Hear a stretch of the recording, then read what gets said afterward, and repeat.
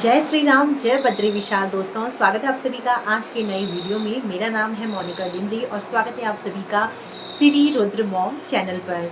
तो अभी कुछ समय पहले मैंने सीक्रेट मिस्ट्री चैनल पर अपना अनुभव शेयर करा था श्री राम जी और हनुमान जी से रिलेटेड।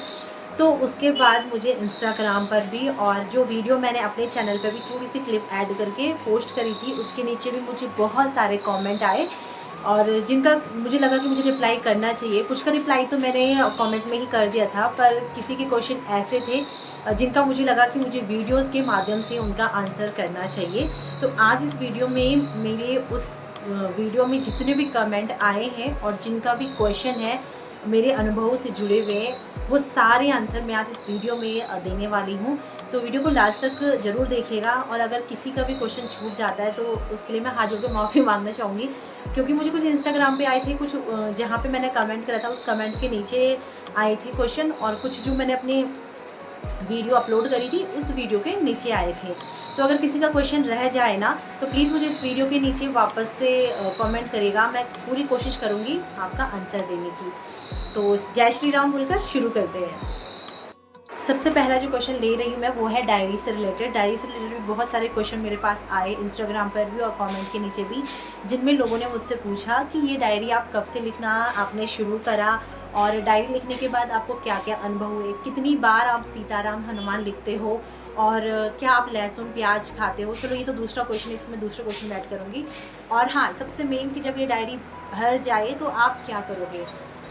हमारा जो कमरा है दोस्तों वो मार्केट के बिल्कुल पास में है, तो गाड़ियाँ आ रही जा रही हैं, उसकी वजह से ना बैकग्राउंड नॉइज़ बहुत ज़्यादा आ रहा होगा। इसीलिए अक्सर मैं अपनी जो वीडियो है ना वो मतलब वॉइस ओवर करके बनाती हूँ इसी नॉइज़ की वजह से। पर अभी ये वीडियो वॉइस ओवर करना इसमें पॉसिबल नहीं था, तो इसीलिए मैंने सोचा कि मैं डायरेक्ट ऐसे ही मैं बताना चाहूँगी। दोस्तों, हनुमान जी की कृपा से पिछले 1 साल से ज़्यादा हो गया है तब से मैं ये डायरी हमेशा लिखती हूँ, सुबह और शाम को दोनों टाइम। सुबह कुछ भी खाने से पहले मैं उठ के फ्रेश वगैरह होने के बाद यहाँ पे मैं सीताराम हनुमान लिखती हूँ। अब आप कितनी बार लिख सकते हो ये आपके ऊपर है। मेरे पास समय की कमी है, इसलिए मैं 5 बार या 11 बार इतना ही लिख पाती हूँ। पर अगर आपके पास समय है तो आप 11 बार 21 बार इतना लिख सकते हो। और सेम चीज़ मैं रात को भी फॉलो करती हूँ। हाथ पैर धोने के बाद, खाना वाना खाने के बाद, हाथ पैर धोने के बाद जब हम सोने जाते हैं तो सोने से पहले मैं यहाँ पे लिखती हूँ 5 बार या 11 बार सीताराम हनुमान। ठीक है। और इस डायरी का जो फ्रंट पेज है ना, यहाँ पे मैंने राम दरबार यहाँ पे मैंने लगाया हुआ है और कुछ मैंने यहाँ पे चौपाई लिखी हुई है जो कि रामायण और सुंदरकांड से ली गई है। तो ये चौपाई का भी मैं सुबह पाठ करती हूँ, रात को मैं इनका चौपाई का पाठ नहीं करती हूँ, क्योंकि दिन भर में हम खाना वाना खा लेते हैं, तो इसलिए मैं रात को नहीं करती हूँ।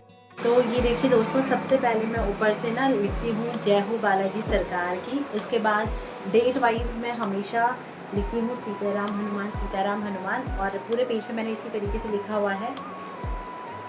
पहले मैं ना ब्लू पेन से लिखती थी, पर उसके बाद मेरे मन में विचार आया कि मैं लाल पेन से लिखना शुरू करूं, तो फिर मैंने लाल पेन से लिखना शुरू कर दिया और उसके बाद से मैं लाल पेन से लिखती हूँ।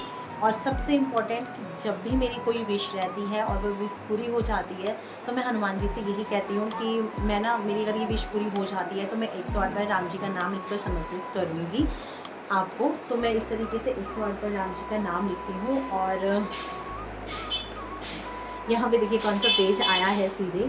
यहाँ पे मैं जब अपने नया फ़ोन लेके आई थी ना, तो नया फ़ोन में मेरे पास सैटरडे के दिन आया था, तो उस चीज़ के लिए भी मैंने यहाँ पे लिखा हुआ है, थैंक यू बोला है मैंने हनुमान जी को कि थैंक यू प्रभु जी, आज मुझे नया फ़ोन दिलाने के लिए थैंक यू। और 108 में मैंने यहाँ पे पूरा राम जी का नाम लिखा हुआ है। ठीक है। और अब कुछ समय से पहले तो मैं सिर्फ 108 बार राम जी का नाम लिख के समर्पित करती थी हनुमान जी को, लेकिन कुछ समय से जब से मैं नीम करोली बाबा जी से भी जुड़ी हूँ तब से मैं 11 बार राम जी का नाम लिखकर नीम करोली बाबा जी को भी समर्पित करती हूँ। तो अगर आपके पास समय है तो आप ज़्यादा भी लिख सकते हो। जितना ज़्यादा आप लिखोगे दोस्तों, उतना ज़्यादा प्रभु आपसे और भी ज़्यादा प्रसन्न होंगे और भी ज़्यादा कृपा हमें प्रभु की मिलेगी। पर मेरे पास समय की थोड़ी सी कमी है क्योंकि बच्चे छोटे हैं, तो मैं अभी इतना ही लिख पाती हूँ। तो ये है डायरी। ठीक है। और मैंने आज भी इसमें लिखा हुआ है, देखिए मेरे छोटे वाले बच्चे ने जब मैं लिख रही थी तो उसने ऐसा कर दिया, तो आज का ये है। तो इस तरीके से मैं लिखती हूँ। बाकी हम राम राम भी लिख सकते हैं, सीताराम भी लिख सकते हैं, सीताराम हनुमान भी लिख सकते हैं। शुरू इसलिए करा था कि जब मेरे प्रेगनेंसी का 5वां महीना स्टार्ट हो गया था, तो हमारे यहाँ ये मान्यता है कि 5वें महीने के बाद हम लोग मंदिर में जाके पूजा नहीं कर सकते हैं। और मुझे ये था कि मैं कहीं भगवान से मेरा कनेक्शन जो है वो कम ना हो जाए, टूट ना जाए।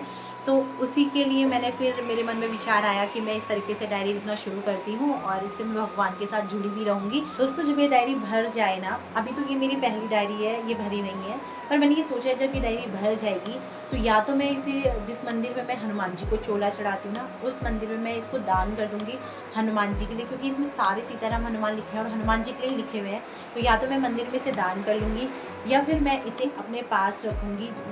जैसे हम सबका एक होता है ना, जहाँ पे हम पूजा पाठ की सारी चीज़ें रखते हैं और अपना घर के जो पैसे, ज्वेलरी, ये सब चीज़ें रखते हैं, या फिर मैं इसको वहाँ पे रख दूँगी, या फिर हम इसे अपने घर के मंदिर में भी रख सकते हैं।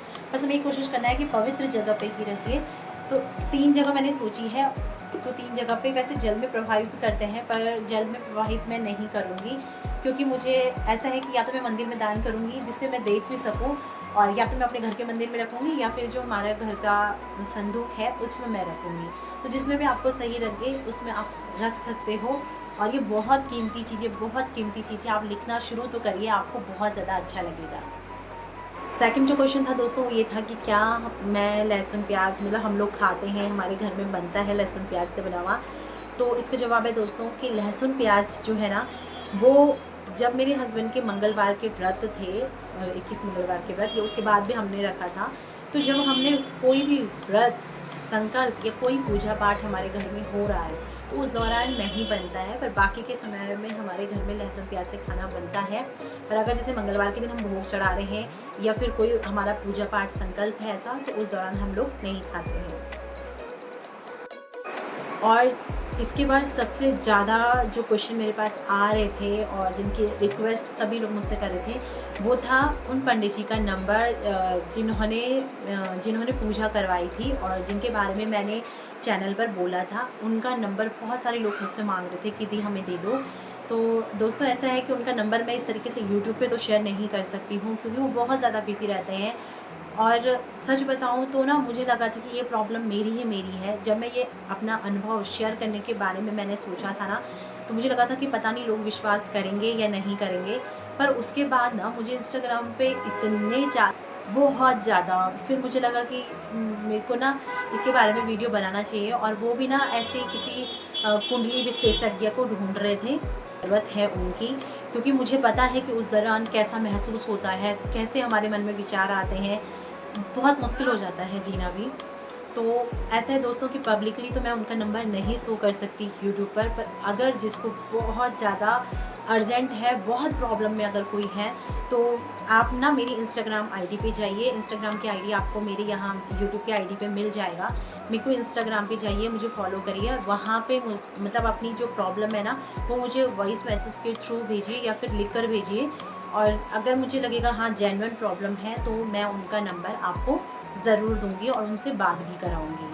तो यहाँ पे मैं नहीं दे सकती, पर हाँ अगर आपकी प्रॉब्लम है, जेन्युइन प्रॉब्लम है, तो आप इंस्टाग्राम पे मुझे ज़रूर मैसेज करिए। वहाँ पे जितना मुझसे बन पड़ेगा मैं ज़रूर आपकी हेल्प करूँगी, क्योंकि ये चीज़ जो है ना वो बहुत ख़तरनाक होती है यार। और सच बताऊँ तो हम पूजा पाठ वगैरह सारी चीज़ें करते हैं ना, फिर भी ये चीज़ें कंट्रोल नहीं होती, और फिर क्या होता है, हमारा भगवान पे जो भरोसा है ना वो कम होने लगता है। पर ये चीज़ें जो होती है ना, वो मंत्रों के द्वारा ही इनको। नेक्स्ट जो मेरे पास क्वेश्चन आया था वो ये था कि हमें अपनी कुंडली दिखानी है, तो प्लीज़ हमें भी कोई अच्छे कुंडली विशेषज्ञ का नंबर दे दीजिए, जिनसे हम अपनी जॉब के बारे में या उनके परिवार में कोई कलेश चल रहा है, इससे रिलेटेड जो उनके क्वेश्चन थे वो हम दिखा सकें।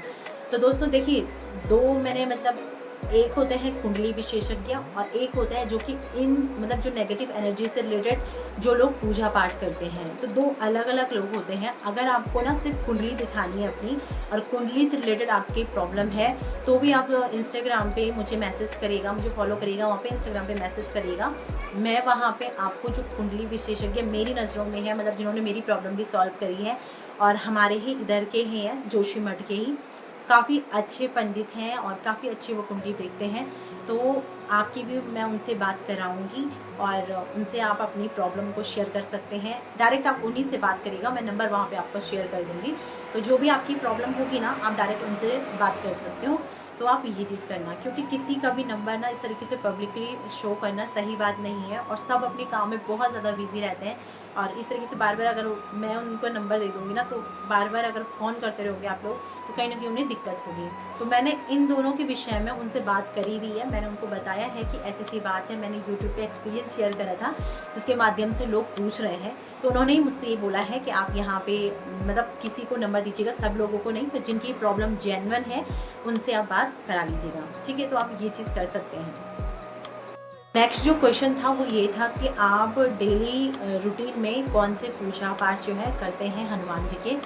तो ऐसे दोस्तों, पहले ना मैं सिर्फ हनुमान चालीसा का ही पाठ करती थी स्टार्टिंग से, सिर्फ हनुमान चालीसा एक बार। और जब मुझे मतलब कोई प्रॉब्लम मुझे फील होती थी, मैं निकल नहीं रही हूँ उस प्रॉब्लम से, तो मैं 3 बार हनुमान चालीसा का संकल्प लेके पाठ करती थी। मैं पिछले 2 साल से, आप मान लीजिए पिछले 2 साल से मैं हनुमान अष्टक, हनुमान चालीसा, हनुमान जी के 12 नाम, इनका मैं डेली पाठ करती हूँ। और साथ में मैं कनक धारा स्रोत का भी पाठ करती हूँ। कनक धारा जो स्रोत है ना, वो लक्ष्मी माता का होता है, घर पर रिद्धि सिद्धि बनी रहे इस चीज़ के लिए, लक्ष्मी माता का आशीर्वाद बना रहे इस चीज़ के लिए होता है कनक धारा स्रोत। तो उस चीज़ का मैं पाठ करती हूँ। तो अभी तो मुझसे बस इतना ही हो पाता है, आगे प्रभु की इच्छा है कि वो अगर और कुछ करवाना चाहें तो बस प्रभु की इच्छा है। तो ऐसा है दोस्तों कि पूजा पाठ ना आपके ऊपर निर्भर करता है, जितना आपके पास समय है, जितना आपका भाव है, उतना आप कर सकते हैं। प्रभु के चोले का सिंदूर के बारे में मैंने वीडियो में बताया था, तो वो मैं किस तरीके से अपने बेटे को, ये हम सब लोग लगाते हैं, देखिए अभी मैंने भी लगा रखा है, मॉर्निंग में जो पूजा करी थी उस चीज़ का। तो जो चोले का सिंदूर है ना, सिंपल सा है कि आप मंगलवार के दिन जाइए मंदिर में, भगवान जी को चोला चढ़ाइए।